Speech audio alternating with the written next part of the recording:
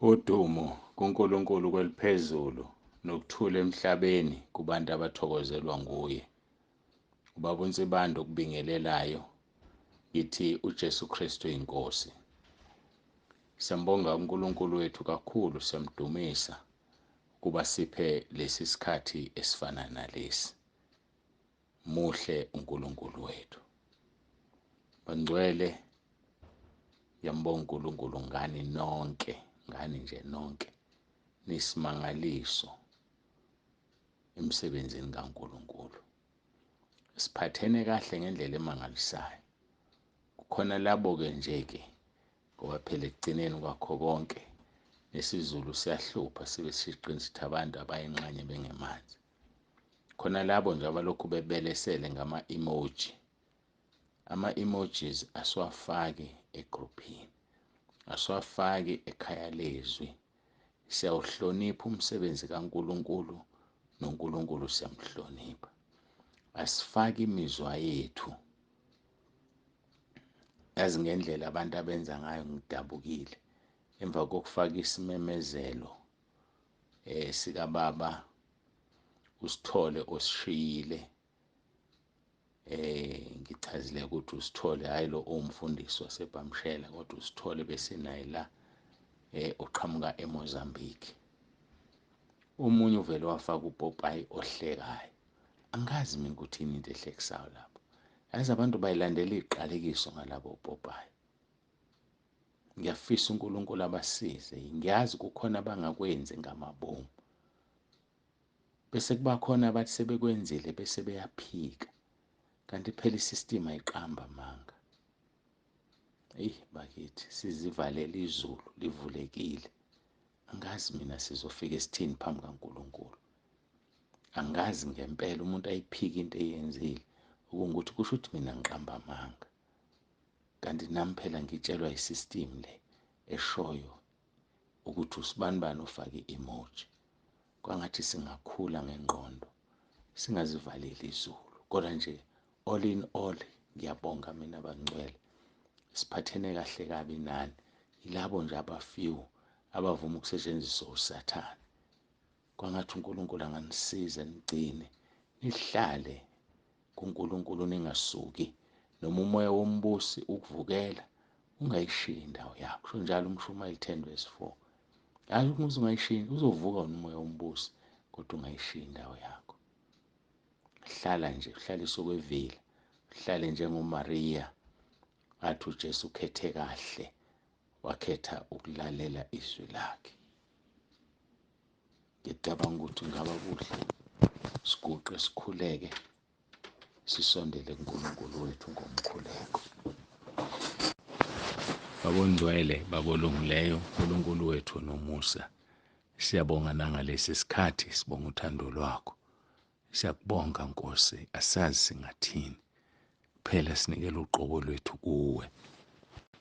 Izibongo zonke zingozakho, zikufanele. Wena wedwa uhlala ekhanyeni ongesondelwe ukukho. Wena wedwa ongaguquki futhi awunaso nesithunzi sokuguquka. Siyabonga ukukhonza uNkulunkulu ophilayo. Siyabonga ukukhonza uNkulunkulu odalile izulu, walendlala nomhlaba ophanyekezeni, nokugcwala kwawo kudalwe nguyena. Nebandla lezulu lidalwe nguwe. Siyabonga uNkulunkulu wethu. uNkulunkulu wethu okwazi ukubala nezinwele ekhanda lethu. Siyabonga. Siyabonga kakhulu. Ngiyacela ke Nkosi ube nathi nakule nkonzo. Kakhulu sicela ududuze umndeni kababa uSithole. Ngiyacela Nkosi usufikile wavakasha. Ngiyacela Nkosi ubaduduze, induduze ephelele iqhamuka kuwena. Sibanikela kuwena ke nangalomzuzu ngegama elinamandla leNkosi uJesu Kristu ophilayo. uJesu Kristu inkosi. Amen. Masifundeke izwi leNkosi esilitholayo ngoba seThesalonika bokuqala chapter 5. Siqala ukufunda uverse 16 sigcine kuverse 22.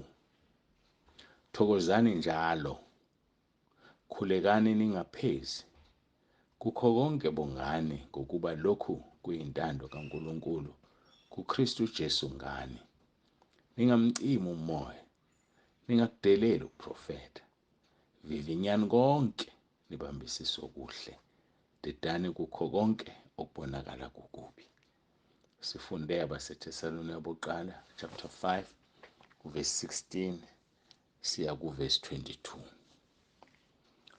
Izolo-ke sidine sikhuluma kakhulu ngokuthi amagama alotshwa nini. Amagama ethu alotshwa nini?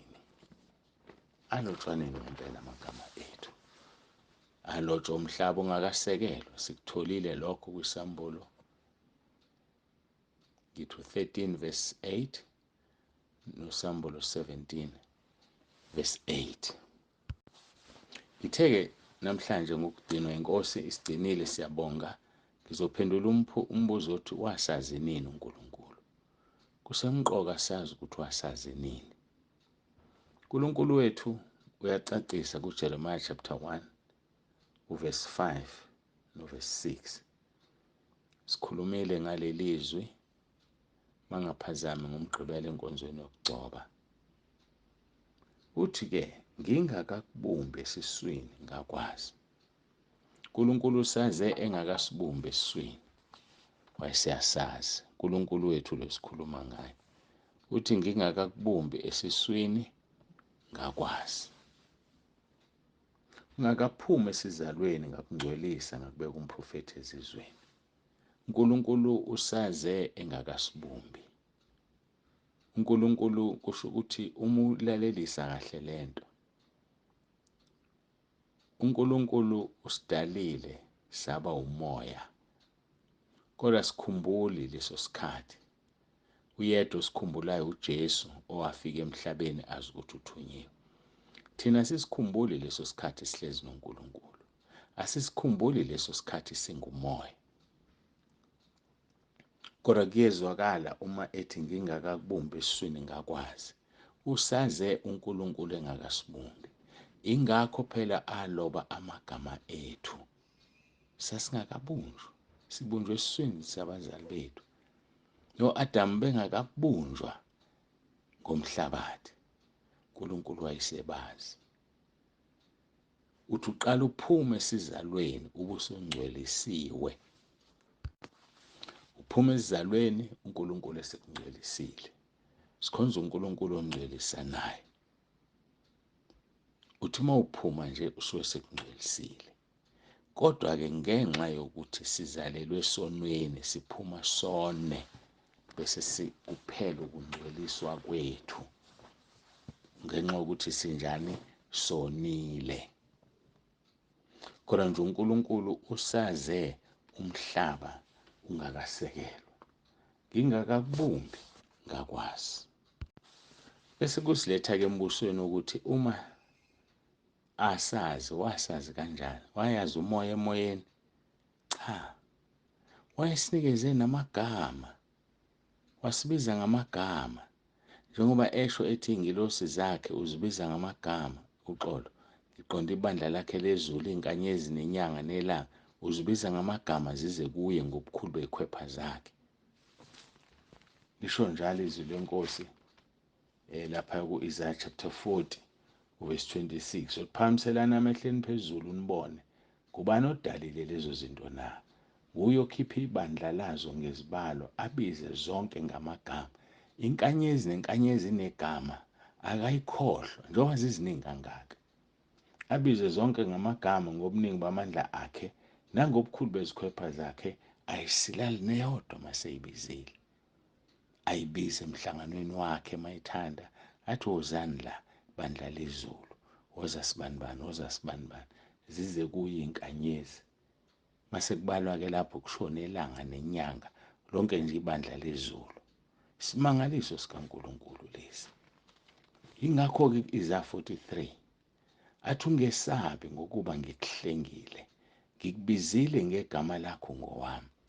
uNkulunkulu ngesikhathi esazi sikumoya wazi amagama ethu. Wayelazi igama lami, elazi elakho.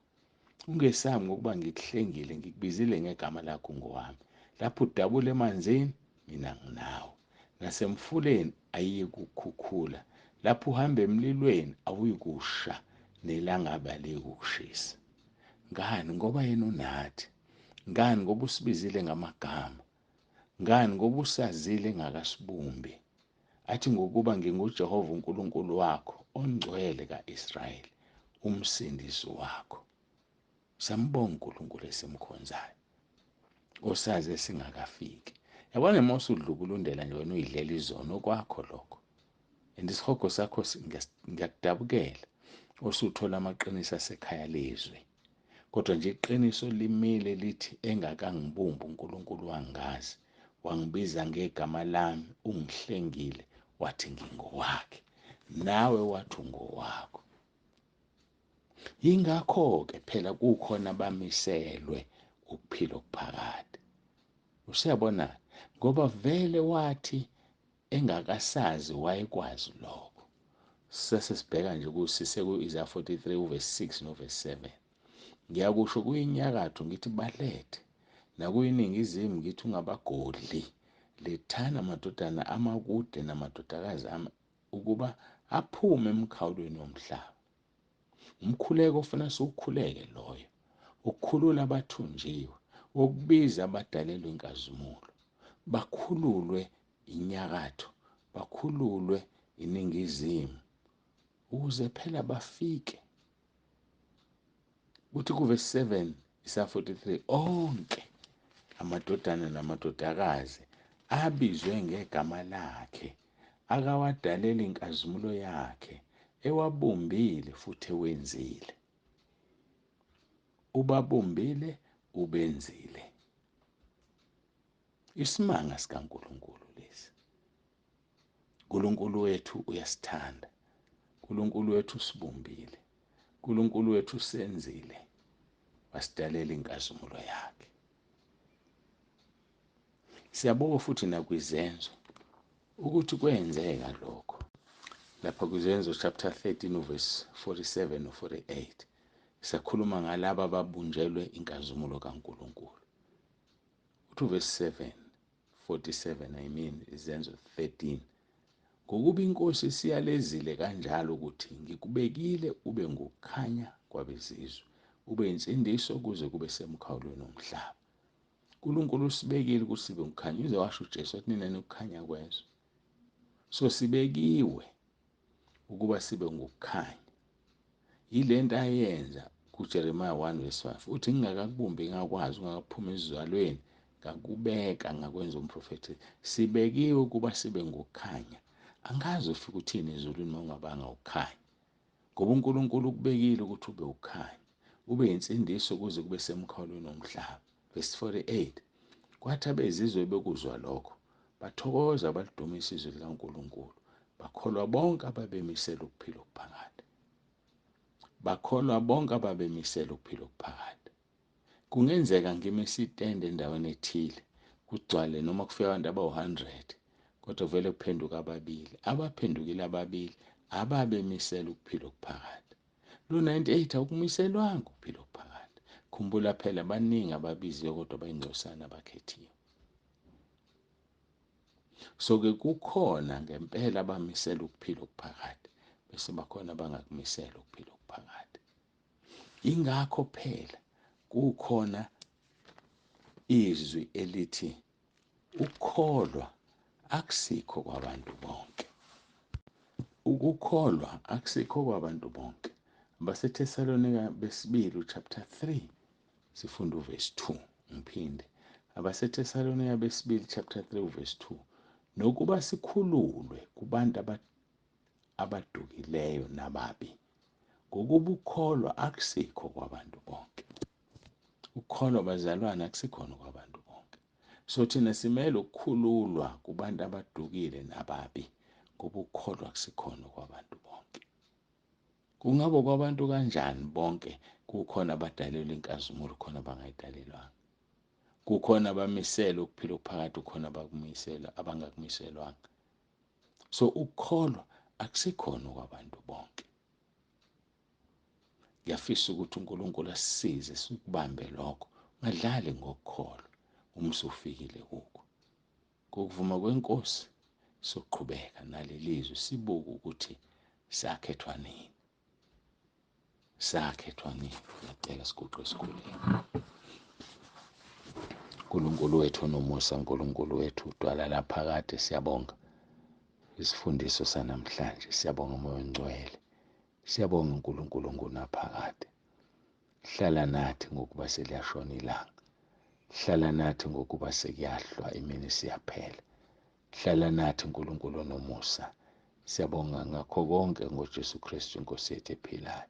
Dumo lonke Nkosi lungolwakho, silinikeza wena izikhathi zingakabi bikho namanje zibe phakade, ngoJesu ophilayo. Amen. Baba uNsibanda ovalelisayo, uthi uJesu Kristu inkosi.